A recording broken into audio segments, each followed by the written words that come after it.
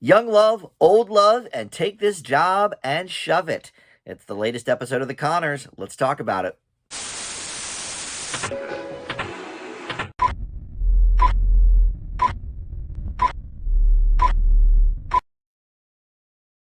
Hey guys, Dan here. This is Dan Reviews It. Welcome to the Connors review for the latest episode, number 6 of season 4, Young Love, Old Love, and Take This Job and Shove It. If you are new to the Connors review scene, well, we do these every week on my channel, so welcome.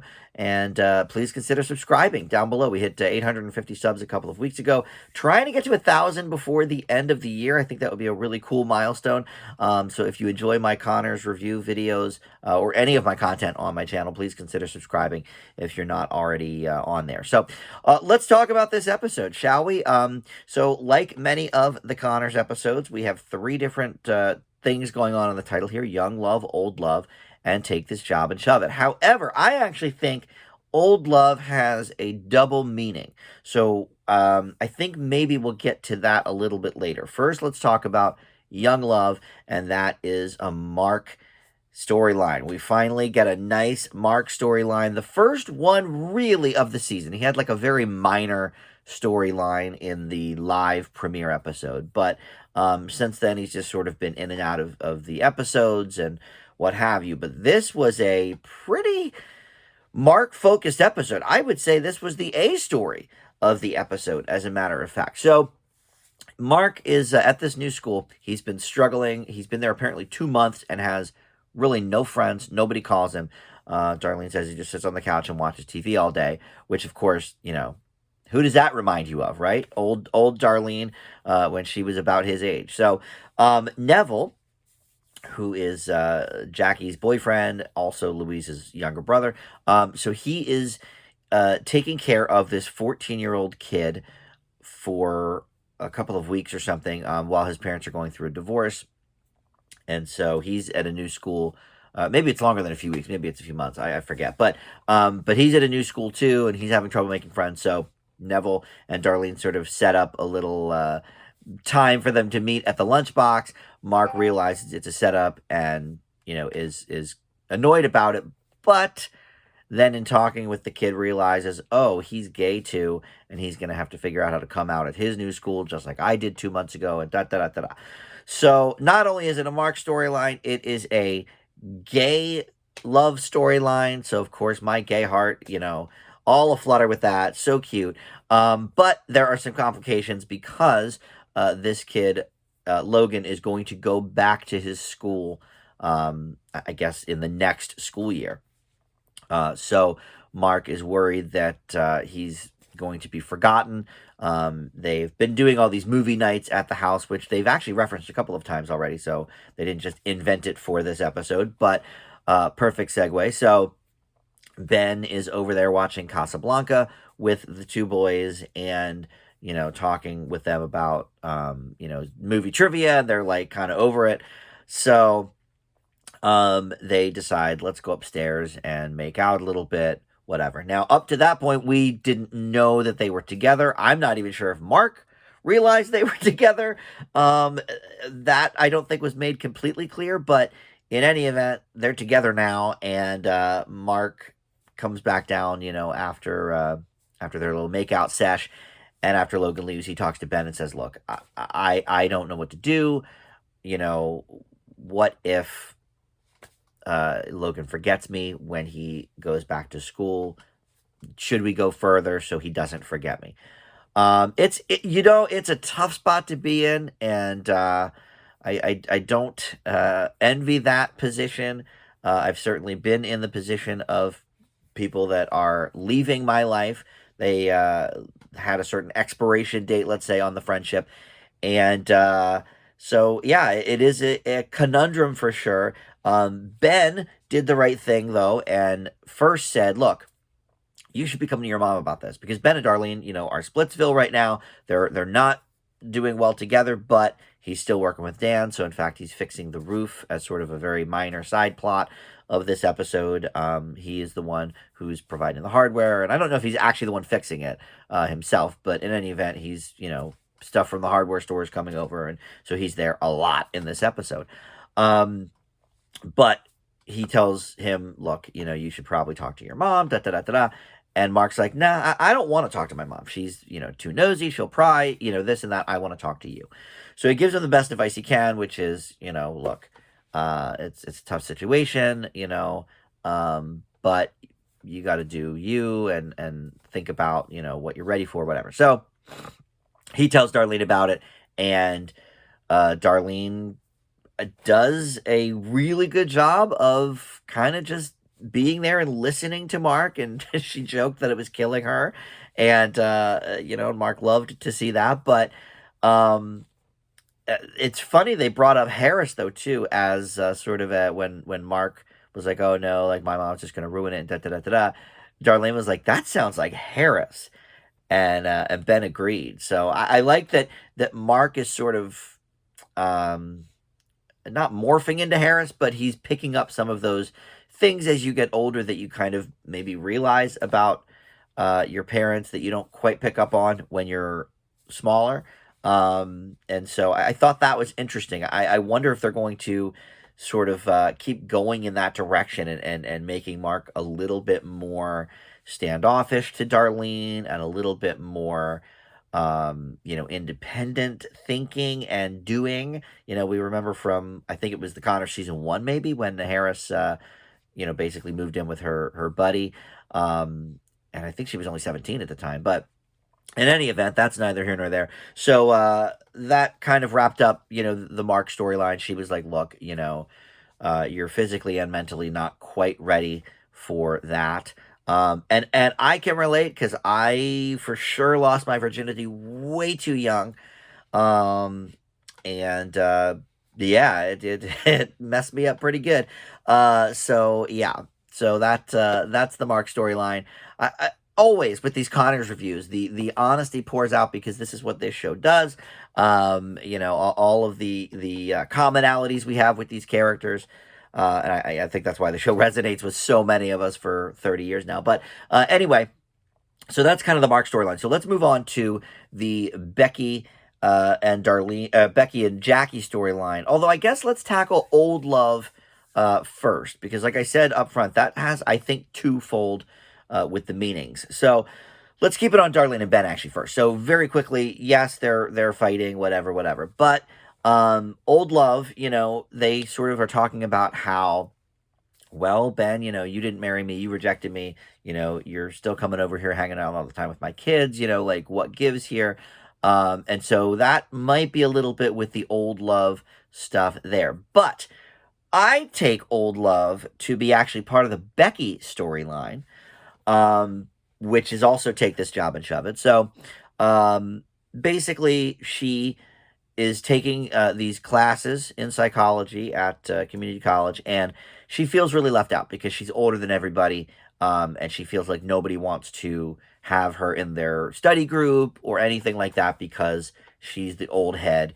And I actually did feel a little bit like this. I went to a couple of classes of grad school, and it was maybe like 8 or 9 years ago at this point. I decided it wasn't for me. I got 2 A's in my classes. Like I did well, but the more we got into it, I just decided it wasn't for me. But I was actually the oldest person in my class. And at the time I was in my early 30s. I was surprised by that. But then I realized, oh, the job market sucks right now. So a lot of these kids who are just graduating college are just going right into grad school. So we had a lot of kids like in their 22 to 25 range. There was a few like older 20s, couple maybe early 30s, and I was like, I think 34, 35 at the time. But I was shocked that I was the oldest in the class. I figured it would be more of a mix. But in any event, so Becky is by far the oldest here because she's, in her mid 40s now.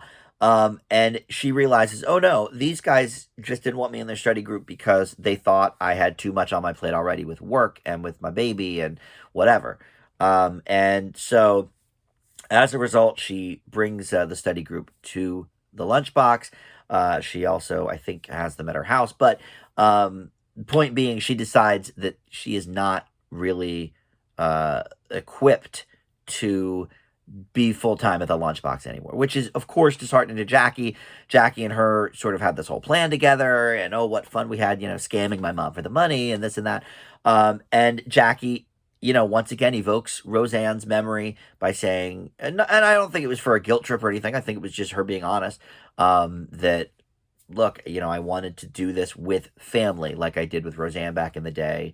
The holidays are coming up. We're going to get real busy, here at the sports bar. So I think maybe we'll see some other people in the future be there, or maybe Neville will be there a little more. Becky mentions that, but of course Neville's got a full-time job as a veterinarian, so right now he's sort of at bay, but who knows what's going to happen. Also, Mark is getting a little bit older. I remember DJ was sort of working at the original Lunchbox when he was like 13 or 14, so who knows? Maybe child labor laws are a little different now than they were in the 90s. I don't know. But in any event, I think the old love in the title means Becky's love of learning and love of school. Something that we talk about a lot, in these reviews, that we sort of the idea of the old Becky. And yes, I know they had Sarah Chalk come in as second Becky anyway, who was like basically a completely different character. But the Lacey Goranson Becky has always been studious. She's always been smart. She's always been a wanting to learn individual. And so I think she's really missed that. And, the idea of being with these younger kids that want to learn from her experiences, especially when they're doing, psychology and they're dealing with different relationships. And she's like, I've been through them all. I've dated every chapter in the book, which was a good line. But then at the very end of the episode, the little tag was her doing sort of a GED class, like teaching a GED class with these kids. So she obviously, has fallen back in love with learning and back in love with, studying and all of the things that we knew about the, way young Becky back in the day. And I love that. I love that we're maybe going to refocus Becky's character. One of you in the comments a few weeks ago had pointed out, like, I wish, I get that alcoholism is, part of Becky's story now and part of her life, and that she just got out of rehab. But every episode, her only, character trait seems to be recovering alcoholic and whatever. And she's so much more than that. And so I love that they are expanding this character back to, a little bit more of a studious Becky, and just somebody who loves to learn and loves to give of herself with learning with the GED class. So I think interesting possibilities ahead for the Lunchbox, whereas Jackie, might be in a little bit over her head, and who knows what we will get there. But other than that, I got some laughs out of this episode. I really like what they're doing with the Becky storyline, as I mentioned many times. And I like that we got a Mark-centric episode and a Mark boyfriend, gay-themed episode. Love that. When I think about, and I just talked about this, I reviewed this queer movie called Everybody's Talking About Jamie, which was really good, by the way. It's on Amazon Prime. Highly recommended. But I was doing my review for that and sort of talking about how when I came out in the 90s, like, they didn't make movies like that. You couldn't have a gay character in the center of your movie unless he was, a drug addict or, something. And so when I think about these Mark storylines, it's crazy to me because, when the original Roseanne was on, they were one of the first shows I ever saw have any kind of a gay character in Nancy, who was the Sandra Bernhard character. And it's wild to me how far we've come, since then. But as a gay kid, the Roseanne show meant so much to me in that regard, and so now we've obviously been, Ellen and Will and Grace and all of these shows have come. And now it's almost like you can't have a show without a gay character, it seems, which I think maybe is a little too much on the other side of the scale. It's okay to have a show every now and then that doesn't have a gay character, but but in any event, but I love that Mark is getting some storylines about his sexuality, because I don't know how many kids watch live TV these days. I don't know how many kids watch the Connors, but that meant a lot to me, as a queer kid that the Sandra Bernhard character was gay, and she wasn't, a joke. I mean, she was funny because she was Sandra Bernhard, and she was dating, at the time, Tom Arnold, before we found out that she was a lesbian. But, so there were some jokes there, but her character wasn't a joke, and I always really appreciated that. So anyway, that's a long aside to tell you I enjoyed this episode, but I'm going to give Young Love, Old Love, and Take This Job and Shove It an A-. I think this is one of the best ones of the season, and not just because of the gay theme storyline, but I think there were a lot of good jokes here. Dan had a couple of good one-liners, and we did see Louise very briefly, Katie Seagal, at the beginning of the episode when they talked about the roof and the honeymoon. Of course, absent as usual is Michael Fishman and Jaden Ray. When will they return? Maybe for Thanksgiving. I don't know. Although, I don't know if there is a Thanksgiving episode because next week is a rerun. November 17th, rather, there's a new episode. But that's the last one until December. So if they're going to do a Thanksgiving episode, it would be that episode on the 17th. They do actually mention in this episode here, there's Becky mentioned that there's always another reason to slap Darlene at Thanksgiving. So maybe next week will be a Thanksgiving episode, or in 2 weeks. It's called Let's Push Our Hands Together for the Stew Train and the Connors Furniture. That does not sound like a Thanksgiving episode to me, but who's to say, really, right? So in any event, that will be the next new one. So next week, no new episode, then the 17th, a new one, and then another repeat, and then December 1st or something, there's a new one there. So, all right, that'll do it. Thanks so much for watching. We'll see you next time. Bye.